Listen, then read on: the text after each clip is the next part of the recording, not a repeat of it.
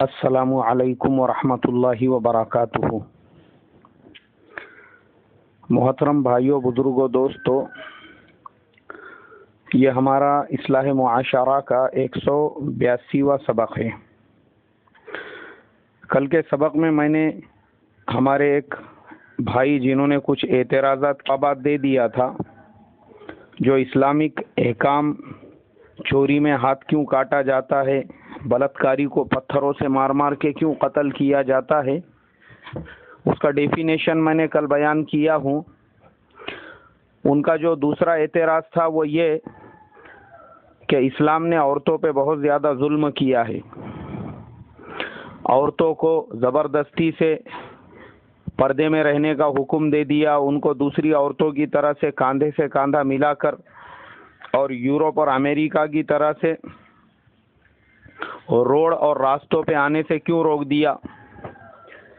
تیسری چیز یہ تھی کہ عورتوں کو حقوق مردوں سے کم ملے ہوئے ہیں۔ چوتھی چیز یہ تھی کہ عورتوں کو مرد اگر 3 طلاق دے دے تو وہ نکاح سے خارج ہو جاتی ہے، عورتوں کو یہ حق کیوں نہیں ہے۔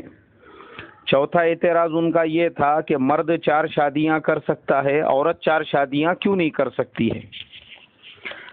تو کل چونکہ وقت زیادہ ہو گیا تھا، اس لیے میں نے کہا تھا کہ انشاءاللہ آئندہ کل یعنی آج میں جو ہے عورتوں سے متعلق جو ان کے اشکالات ہیں ان کا جواب دیتا ہوں۔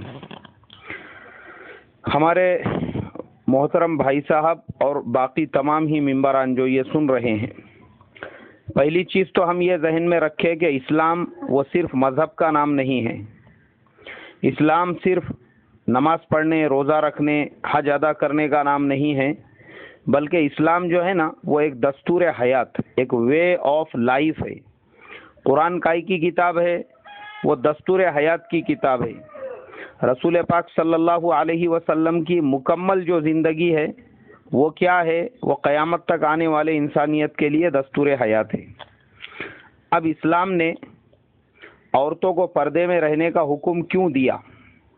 اس کی وجہ یہ ہے کہ شرم اور حیا یہ ہمارے زندگی کا ایک لازمی جزو ہے۔ اگر یہ ہمارے زندگی سے نکل جائے گا تو انسان میں اور جانوروں میں کوئی فرق باقی نہیں رہے گا۔ اس لیے اسلام نے مردوں کو بھی ستر میں رہنے کا حکم دیا اور عورتوں کو بھی ستر میں رہنے کا حکم دیا، لیکن مرد اور عورتیں دونوں کا ستر الگ الگ ہے۔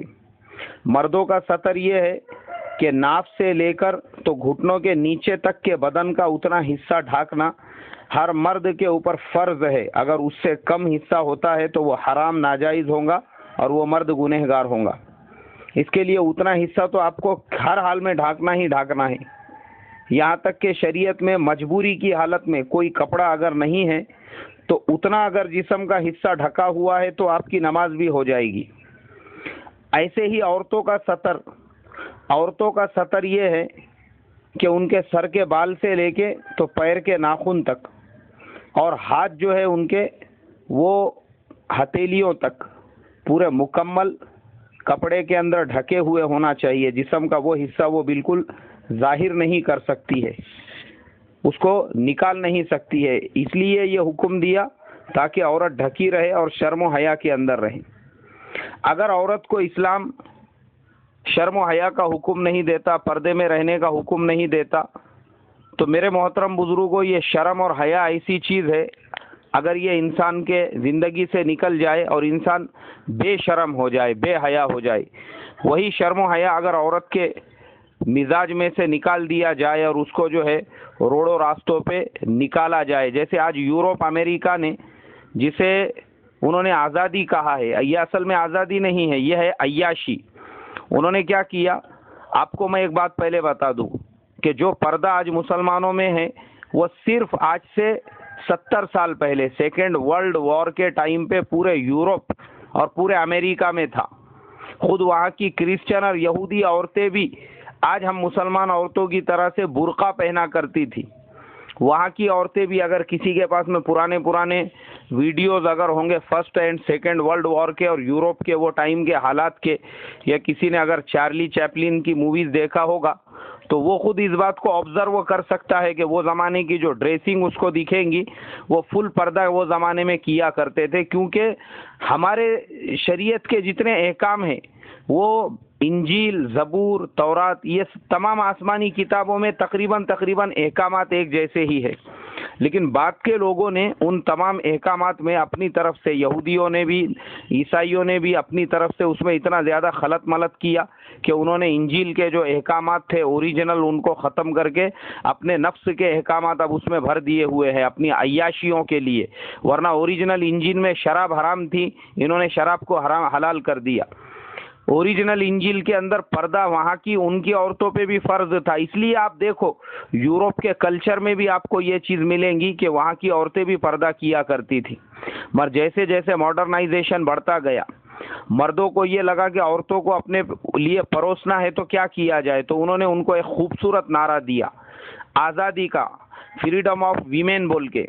اب فریڈم آف ویمن کا جو نعرہ لگا اس کے اندر انہوں نے عورتوں کو کہا تم بھی مردوں کے کاندھے سے کاندھا ملا کے کھڑے رہو، ان کو روڈوں پہ نکالا، راستوں پہ نکالا، اور جو ان کا جو کیا کہیں گے چرچ کا جو کلچر اور وہ جو فتوے تھے چرچ کے کہ عورتوں نے بھی پردے میں رہنا چاہیے، ان کو سب کو پھاڑ کے بازو کو کر دیا، اور چرچ پہ ایسے لوگوں کو بٹھایا جو ان کے نفس کے مطابق فتوے جاری کرنے والے تھے، ورنہ ان کے اوپر بھی انہوں نے پردے کو لاگو کر دیا تھا۔ پھر کیا ہو گیا، ماڈرنائزیشن جیسا جیسا ہوا، عورتوں کو ننگا کرتے رہے، ان کے اندر سے شرم حیا ختم کرتے رہے، پھر آج یہ نوبت پہنچ چکی ہے کہ یورپ میں، امریکہ میں اور ادھر کے ملکوں میں اتنی بے حیائی عام ہو چکی ہے کہ لوگ روڈوں اور راستوں پہ زنا کرتے ہیں، وہاں پہ روڈ پہ، راستے پہ، کہیں پہ بھی ٹیبل پہ بیٹھے ہوئے ہیں، میٹرو اسٹیشن کے اوپر ہے، گارڈن میں ہے، کہیں پہ کھڑے ہوئے ہیں، کھڑے کھڑے ان کی کارروائی شروع ہو جاتی ہے۔ کیوں؟ اس لیے کہ ان لوگوں نے ایک خوبصورت نام ماڈرنائزیشن کے نام سے لوگوں سے شرم و حیا کو ختم کر دیا، اور پھر ان کی حیثیت کتا کتیوں کے جیسی ہو گئی ہے، جہاں ان کا دل بولا وہاں پہ وہ بدکاری کے لیے تیار رہتے ہیں۔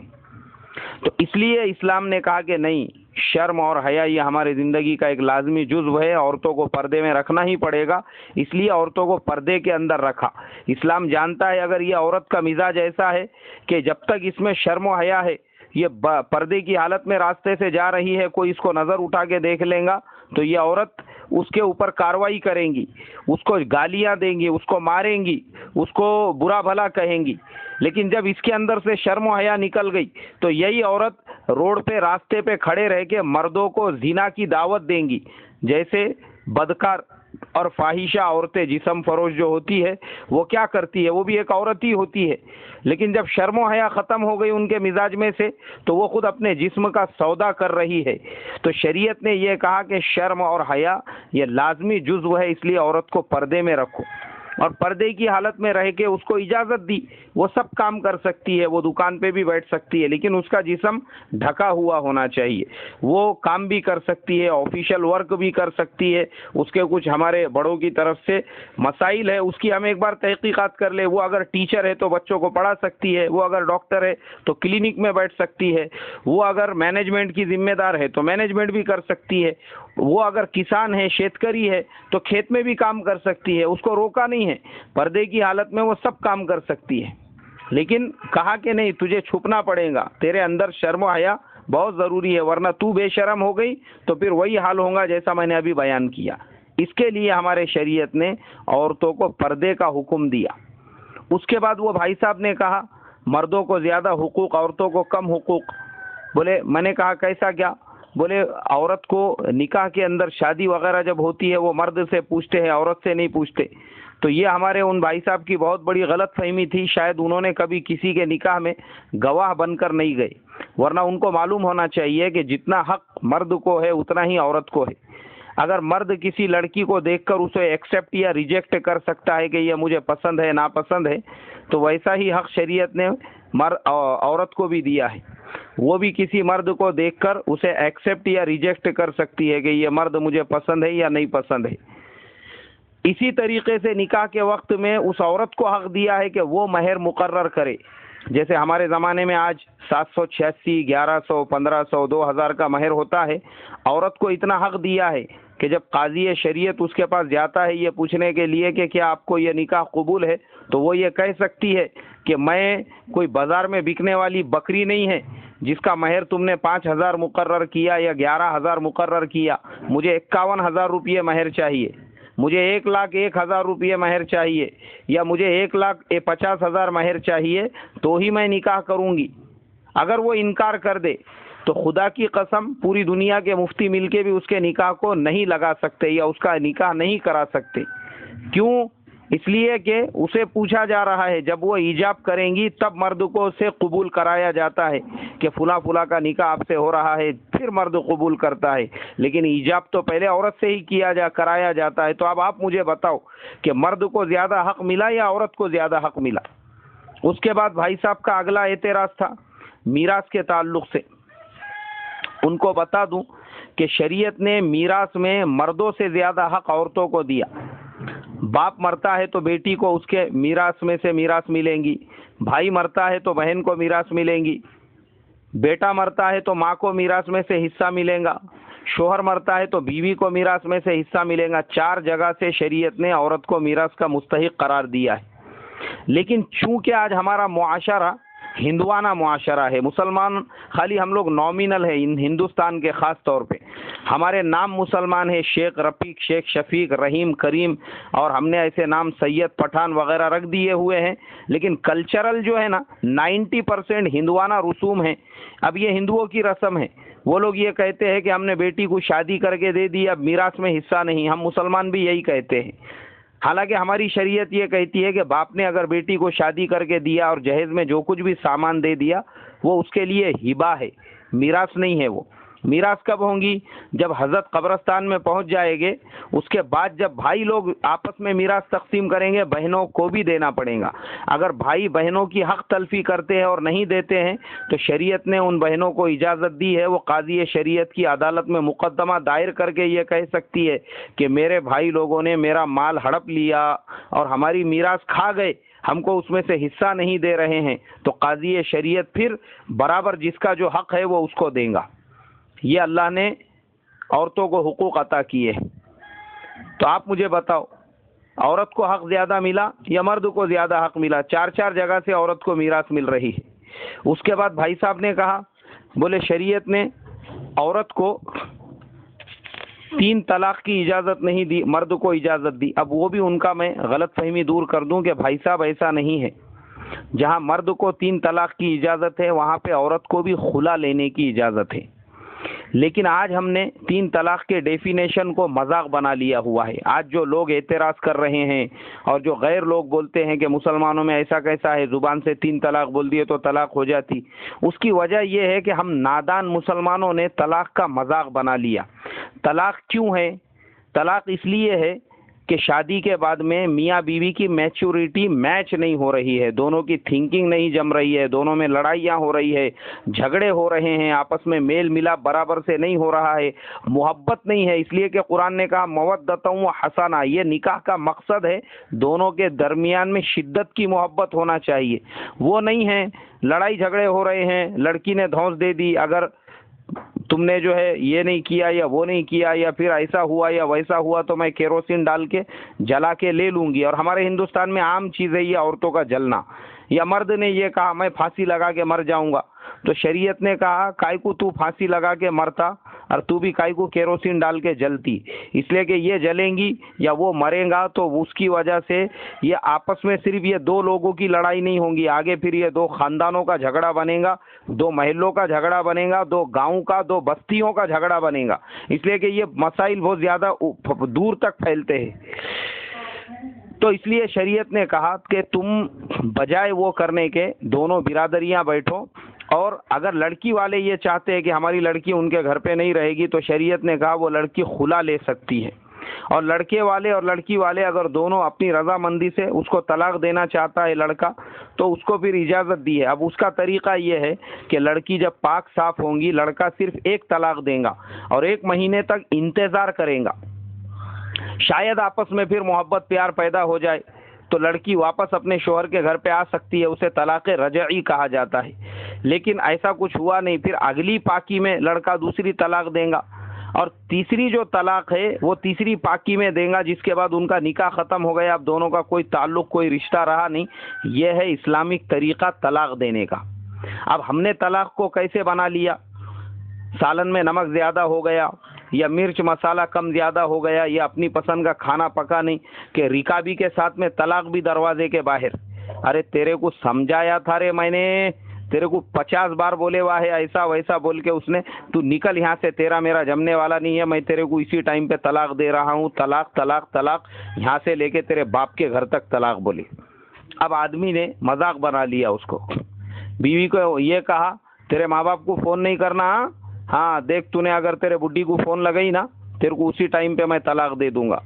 اور پھر اتنی سی بات پہ چل میں نے تیرے کو طلاق دے دیا، نکل میرے گھر میں سے. اب حضرت نے اس کو طلاق دے دی ہے. دیکھ تیرے ماں باپ کے گھر پہ جانا نہیں، اگر تو گئی نا تو تیرے کو میں طلاق دے دوں گا. پتہ چلا کہ بہن نے اپنے بھائی سے بات کی یا اپنے والد صاحب سے بات کی یا والدہ سے کہ حضرت نے طلاق ٹھوک دی ہے، اس کو اس کے باپ کا راج چل رہا تھا، دے دیے، مذاق بنا لیے شریعت کا. اور کیسی طلاق آج کل تو مذاق بنا ہوا ہے. واٹس ایپ پہ طلاق، فیس بک پہ طلاق، ایس ایم ایس سے طلاق، فون پہ طلاق، موبائل پہ طلاق، ای میل پہ طلاق. اس کے بعد میں اور کتنی طلاق؟ 3 طلاق نہیں، 50 طلاق، 100 طلاق، 1000 طلاق. یہاں سے لے کے وہاں تک، بامبے سے لے کے دلی تک طلاق بولے، دلی سے لے کے احمد آباد تک طلاق. طلاق ہی طلاق، پورے ہندوستان کو طلاق سے بھر دیے ہوا ہے. تو میں یہ کہتا ہوں کہ ایسے جو لوگ ہیں جنہوں نے طلاق کا مذاق بنا لیا ہوا ہے، وہ کسی قاضی شریعت کے پاس اگر مسئلہ پوچھنے کے لیے آئے یا کسی مفتی صاحب کے پاس یا امام صاحب کے پاس کہ امام صاحب میری کھوپڑی خراب ہو گئی تھی، اس کے لیے بولے میں نے غصے میں ایک ساتھ میں میری بیوی کو 50 طلاق دے دیا، 10 طلاق دے دیا، 3 طلاق دے دیا، اب بتاؤ اس کے مسئلے کا حل کیا ہے؟ تو میں درخواست کروں گا ایسے قاضی شریعت، ایسے مفتی صاحب، ایسے امام صاحب سے کہ وہ ایسا جو آدمی ہے جس نے شریعت کو مذاق بنایا ہوا ہے اس کو پہلے دارالقضاء کے اندر لے، دارالافتاء کے اندر لے، یا امام صاحب اپنے کمرے کے اندر لے، دروازہ بند کرے اور جوتا نکال کے جب تک وہ جوتا پھٹتا نہیں اچھی طرح سے پہلے اس کو جھوڑ پہ پکڑ کے کہ شریعت کو تو مذاق بناتا ہے، اور اس کے بعد اس کو مسئلے کا حل بتائے. جب تک ہمارے مفتی، قاضی اور امام لوگ یہ قدم نہیں اٹھائیں گے ہمارے معاشرے میں سے طلاق کا یہ جو مذاق ہے وہ ختم نہیں ہوگا. یہ کرنا ہی پڑے گا تب جا کے لوگوں کے سمجھ میں آئیں گا، ورنہ مذاق بنا لیے ہوا ہے مذاق. آج تو اس کے لیے لوگوں کو اعتراضات کرنے کا موقع مل رہا ہے طلاق کے اوپر. اور عورت کو بھی شریعت نے حق دیا ہے، وہ اگر نہیں رہنا چاہتی ہے تو خلا لے سکتی ہے. اس کے بعد بھائی صاحب نے کہا بولے مرد 4 نکاح کر سکتے ہیں، عورتیں کیوں نہیں کر سکتی؟ میرے بھائی پہلے میں آپ کو اب 4 نکاح کا بھی ڈیفینیشن سمجھا دوں. دنیا میں ہر زمانے میں مردوں سے زیادہ پیدائش کا جو ریٹ ہے عورتوں کا وہ مردوں سے زیادہ ہے. سیکس آف فیمیلز جو ہے اس کا ریٹ ہمیشہ مردوں سے زیادہ رہا ہے، عورتوں کی پیداوار ہمیشہ زیادہ رہی. اس لیے شریعت نے کہا کہ دیکھو عورت کو عزت دو. پہلے زمانے میں بیٹیاں پیدا ہوئی تو دفن کر دی جاتی تھی، مگر آج ہمارا جو ماڈرن زمانہ ہے، ہائر ایجوکیٹڈ جو لوگ ہیں یہ خود بھی اپنی بیٹیوں کو پیدا ہونے کے بعد قبروں میں دفن کر دیتے ہیں یا پیدا ہونے کے پہلے ہی ان کو نکال کے پھینک دیتے ہیں. کئی تصویریں آپ کو نیٹ پہ مل جائیں گی جس میں کتے جو ہے لڑکیوں کو لے کے پھر رہے ہیں، جس کے اندر لڑکیوں کو جھاڑوں پہ لٹکا دیا گیا. ہمارے ملک ہندوستان میں روزانہ 300 لڑکیاں ایسی ملتی ہے جو ریل کے پیخانوں میں، ریل کے ڈبوں میں، بس اسٹینڈوں پہ، ریلوے اسٹیشنوں پہ ادھر ادھر پڑی ہوئی ڈسٹ بین کے اندر کچرا کنڈیوں میں ملتی ہے. 300 لڑکیاں روزانہ کا ایوریج ہے ہمارے ملک ہندوستان کا. اور اس میں پہلا نمبر ہے ہمارے مہاراشٹر کا. ہمارے یہاں پہ 1990 کے اندر 1990 میں 100 لڑکوں پہ 110 لڑکیاں تھیں. 1999 میں مطلب 9 سال کے بعد میں 100 لڑکوں پہ برابر 100 لڑکیاں تھیں. آج 16 سال کے بعد میں 2016 میں مہاراشٹر کا اتنا برا حال ہے، یہاں پہ 100 لڑکوں پہ صرف 80 لڑکیاں ہیں. یعنی 1990 سے لے کے اب تک کا اگر ہم فگر دیکھیں گے، ریٹ آف سیکس دیکھیں گے، اس میں اتنا ڈیفرنس ہو چکا ہے کہ 50% سے لڑکیوں کی کمی ہو چکی ہے. وجہ کیا ہے؟ ہمارے یہاں کے آدھے سے زیادہ میٹرنیٹی ہوم وہ قتل خانے بنے ہوئے ہیں، ذبح خانے، جہاں پہ لڑکیوں کو پیدا ہونے سے پہلے ہی نکال کے پھینک دیا جاتا ہے. ہمارے یہاں کے 95% سونوگرافی جو یہ ہے سونوگرافی سینٹرز جو ہے وہ لڑکیوں کی جانچ کے وہ بنے ہوئے ہیں، اڈے بنے ہوئے ہیں. بھلے ہی انہوں نے لکھ کے لگایا ہو، لیکن چونکہ ان کو پتہ ہے گورنمنٹ کا کوئی ایکشن ہے نہیں. ہماری گورنمنٹ نے خالی آج سے تقریباً 5-6 سال پہلے وہ پرلی میں جہاں پہ 300 سے 400 چھوٹی چھوٹی معصوم بچیوں کے بھرون ملے تھے، اس کے بعد تھوڑا ایکٹیو ہو گئی تھی، لیکن اس کے بعد سے لے کے ابھی تک پورا معاملہ ٹھنڈا ہے. نہ کسی ہاسپٹل پہ ہماری گورنمنٹ کی ریٹ پڑتی ہے، نہ کسی میٹرنوٹی ہوم کی جانچ ہوتی ہے، نہ کسی سونوگرافی کی ہم لوگ رپورٹ لیتے ہیں.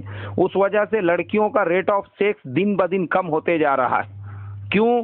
لڑکیاں اگر بولے بڑھ جائیں گی تو ان کی شادی کیسے کریں گے؟